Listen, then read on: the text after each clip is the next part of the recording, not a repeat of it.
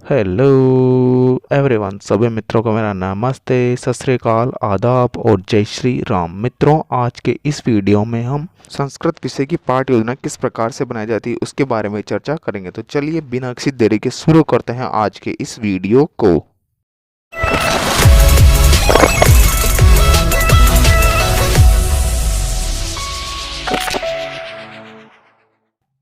मित्रों, जो भी आपकी पाठ्य योजना डायरी है उसके ऊपर ही ऊपर आपको पाठ्य योजना का क्रमांक लगा लेना, जो भी आपकी पाठ्य योजना का क्रमांक है। मित्रों, वीडियो को शुरू करने से पहले या आगे बढ़ने से पहले मैं आपको बता दूं, अब तक आपने हमारे चैनल को सब्सक्राइब नहीं किया तो प्लीज़ चैनल को सब्सक्राइब कर लीजिए और जो घंटी वाला आइकन है उसको ऑन कर लीजिए ताकि आपको नोटिफिकेशन सबसे पहले प्राप्त हो सके। मित्रों, पाठ्य योजना पर वापस आते हैं। इसके पश्चात में देखिए मित्रों, आपको जिस विद्यालय में आपका प्रशिक्षण प्रोग्राम चल रहा है या जिस विद्यालय में आपके लेसन प्लान आप डायरी आप तैयार कर रहे हैं, उस विद्यालय का आपको नाम लिख देना है। जिस क्लास की आप पाठ्य योजना तैयार करें वो क्लास लगाए, जो कक्षा सप्तमी की आज अपन पाठ्य योजना तैयार करेंगे। विषय आज का अपना संस्कृत, और जिस दिनांक कालांत समयावधि जाएगी आपके 30 मिनट, तो वो सारी आप खाना पूर्ति आप कर लीजिएगा। मित्रों, आज का जो अपना प्रकरण है वो है सुभाषितानी प्रथम। इस प्रकरण के ऊपर आज अपन पाठ्य योजना तैयार करेंगे। इसके पश्चात में जो नेक्स्ट आपके शिक्षण के उद्देश्य आते हैं, तो शिक्षण के उद्देश्य कॉलम के अंदर आपको 2 कॉलम बना लें। शिक्षण के उद्देश्य आनी और अपेक्षित व्यवहारगत परिवर्तन आनी, ये शिक्षण के उद्देश्य के अंदर ये 2 कॉलम हो जाएंगे। तो पहला शिक्षण का उद्देश्य आता है ज्ञानात्मक। तो ज्ञानात्मक शिक्षण उद्देश्य के अंदर जो पहला शिक्षण उद्देश्य है भाषा तत्वाना ज्ञानम प्रदानम। तो छात्र अनेकानि नवीन शब्दे परिचय भूत्वा विषय वस्तुवान प्रत्याशम प्रत्याभिज्ञान करिष्यन्ति। द्वितीय विषय वस्तुवान ज्ञानम, तो छात्र श्रवण वाचम करिष्यति नवीन संश्लेषण करिष्यति, ये हो जाएंगे। द्वितीय आता है अर्थग्रहणम कृत्वा। तो छात्रा संदर्भित विषय वस्तुओं से परिचितम भूत्वा विषय वस्तु संश्लेषण करित्वा और श्रुत्वा अर्थग्रहणम। प्रथम हो जाएगा इसके अंदर, अर्थग्रहण में आ जाएगा श्रुत्वा पृथग्रहणम। दूसरा आ जाएगा आपके इसके अंदर पठित्वा अर्थग्रहणम। छात्रेषु कते सौंदर्य अनुभूति छात्रेषु गद्य पठ्याना खंडाना सुक्त्याना च प्रसंगाना कुलभावान ग्रहणम करन्ति। छात्रेषु शुद्ध पठनम कौशलम विकसितम भवति। तो ये हो जाएगा आपका इस प्रकार से अर्थग्रहण वाला हो जाएगा। तृतीय आता है अभिव्यक्त्यात्मक। छात्र श्रुत्वा समुचित मौखिक रूपेण स्वचारित प्रकट सन्ति छात्रा व्याकरणम समस्त भाषाया प्रयोग करिष्यन्ति। तो अभिव्यक्ति के अंदर मौखिकम हो जाएगा और लिखितम हो जाएगा, तो आप इन दोनों को लिख लीजिए। इसी प्रकार से इसके अंदर चतुर्थ आता है कौशलात्मक। कौशलात्मक के जो अपेक्षित व्यवहारगत परिवर्तन है उस अपेक्षित व्यवहारगत परिवर्तन को आप लिख लीजिए। छात्र संधि पदाना संश्लेषणम विशेष करिष्यति। छात्र उचित वाक्य शुद्ध वाचनम कुर्तु प्रभवन्ति। छात्र मनोयोग पुरस्वर आरोग विरोग स्वरांत बलांत विराम चिन्ह यथा स्थानांत पूर्यता शुद्ध वाचनम करिष्यन्ति। इस प्रकार से आपको ये चौथा शिक्षण का उद्देश्य है कौशल से संबंधित जो मैंने आपको अपेक्षित व्यवहारगत परिवर्तन वो लिखा है। पंचवा आता है आपका अभिरुचियात्मक। अभिरुचियात्मक लिखेंगे छात्र सांस्कृतिक साहित्यिक च गतिविधि च रुचियाणा क्रियाशील च भविष्यन्ति। इस प्रकार से हो जाएगा आपका पांचवा अभिरुचियात्मक। और छठवा हो जाएगा इसके अंदर ही आपको 5 शिक्षण के उद्देश्य तो ये लिख लेने। छठवा जो शिक्षण का उद्देश्य मैं आपको नेक्स्ट लिखा रहा हूँ, तो छठवा जो शिक्षण का उद्देश्य आता है वो है आपका अभिवर्त्यात्मक। जो अभिरुचि है उसके अंदर सेकंड वाला लिख लीजिए और अभिवर्ती के अंदर ये लिख लीजिए आप छात्र संस्कृत सौंदर्य च आस्था रक्षन्ति छात्र सुभाषितानि इति विषय वस्तु से ज्ञान वर्धयन्ते। तो ये हो जाएंगे आपके 6 शिक्षण के उद्देश्य। 6 शिक्षण के उद्देश्य लिखने के पश्चात में जो नेक्स्ट हेडिंग आती है आपकी संस्कृत शिक्षण के अंदर वो है आपकी सहायक सामग्री। तो सहायक सामग्री के अंदर पुस्तकम हो जाएगी, सुधाखंड रानी हो जाएगी, मार्जनी संकेतिका लपेट पलकम आदियम। तो ये हो जाएगा आप सहायक सामग्री से।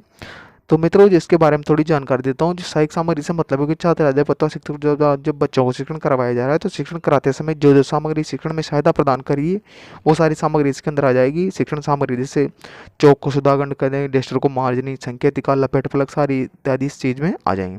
तो इस प्रकार से आपको ये सारी चीज़ें लिख लेनी। ये लिखने के पश्चात मित्रों जो आपकी नेक्स्ट हेडिंग निकल के आती है यहाँ से वो है आपका पूर्व ज्ञान। तो हेडिंग लगा लीजिए पूर्व ज्ञानम।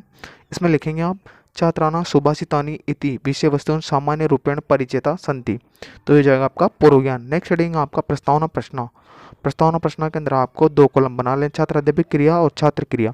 मित्रों, इसके अंदर जो होते हैं छात्र अध्यापक के द्वारा बच्चों से इसके अंदर प्रश्न पूछे जाते हैं और कम से कम उनके द्वारा 4 प्रश्न और अधिक से अधिकतम 6 या 7 प्रश्न उनके द्वारा पूछे जाते हैं।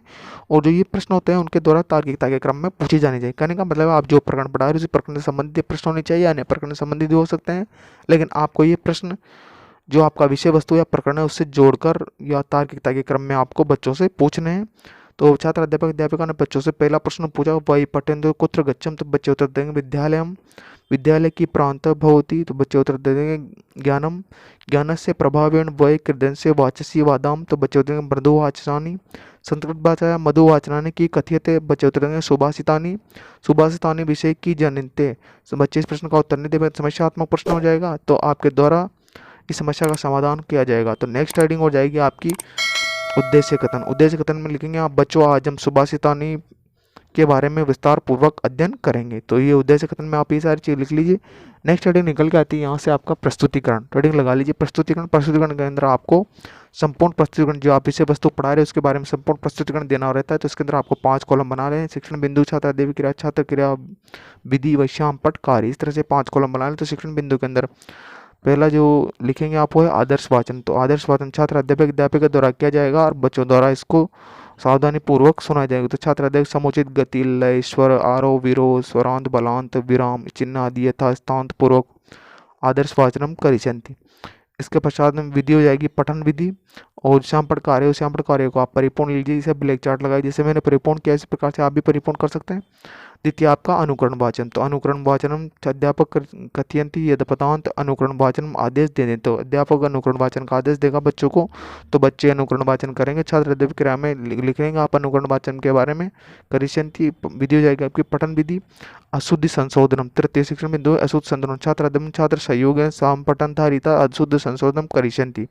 तो इस प्रकार से आपको ध्यानपूर्वक ये सारी चीज लिख लेनी है और जो श्यामपट कार्य उसको भी परिपूर्ण कर लेना है। मित्रों इसके पश्चात में आपको अगले पेज पर फिर से वही 5 कॉलम चाहे तो आप बना सकते हैं, इसमें लिख दें। और कठिन निवारण लिखना आपको, कठिन छात्र अध्यापक विविध विधि प्रविधिते मध्य एवं कठिन निवारण करती, छात्रा कठिन निवारण सहयोग दास्यन्ते। और जो श्यामपट कार्य है उस श्यामपट कार्य को आप कंप्लीट कर लीजिए।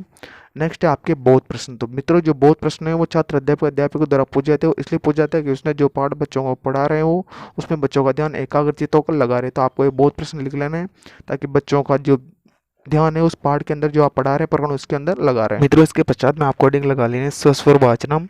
सस्वर वाचनम के अंदर जो मैंने लिखा है उसको आप ध्यानपूर्वक लिख लीजिए। सस्वर वाचन लिखने के पश्चात में मित्रों इसके पश्चात में आप आगे लिखेंगे मूल भावम। तो जो मैंने आपको पाठ के बारे में जो लिखा है उस मूल भाव को आप लिख लीजिए। सस्वर वाचन के बाद में क्या लिखेंगे, मूल भाव हेडिंग लगा के जो मैंने लिखा है जो छात्र अध्यापक क्रिया में और छात्र क्रिया में और शिक्षण विधि, उस शिक्षण विधि को लिख ली। वाच्य शिक्षण विधि हो जाएगी छात्र सस्वर वाचनम करिष्यन्ति। तो इस प्रकार से आपको ये सारी चीज लिख लेनी। ये लिखने के पश्चात में मित्रों आपको एक और हेडिंग लगा ली है, जो मैंने आपको नहीं लिखा है वो है मूल्यांकन प्रश्न। तो आपको मूल्यांकन प्रश्न लिख लेने, कुछ मूल्यांकन प्रश्न आपके द्वारा बना लीजिए ताकि आप बच्चों को मूल्यांकन कर सकें। मूल्यांकन प्रश्न तो आप लिख ही सकते हैं, आप मूल्यांकन प्रश्न किसी प्रकार के तैयार कर सकते हैं, लघुतरात्मक, लघुतरात्मक, निबंधात्मक, बहुविकल्पात्मक, किसी प्रकार के आपके द्वारा थोड़े से मूल्यांकन प्रश्न या 2-4 प्रश्न आपके द्वारा बना लेने हैं। और अंत के अंदर आपको बच्चों को थोड़ा सा गृह कार्य दे देना है ताकि उस गृह कार्य को बच्चे घर पे जाके आसानी से करके। तो आपके लिए मैंने 2 हेडिंग छोड़ी है, एक तो मूल्यांकन प्रश्न और एक है गृह कार्य। तो आशा करता हूँ कि आपको वीडियो अच्छा लगा होगा। Thanks for watching.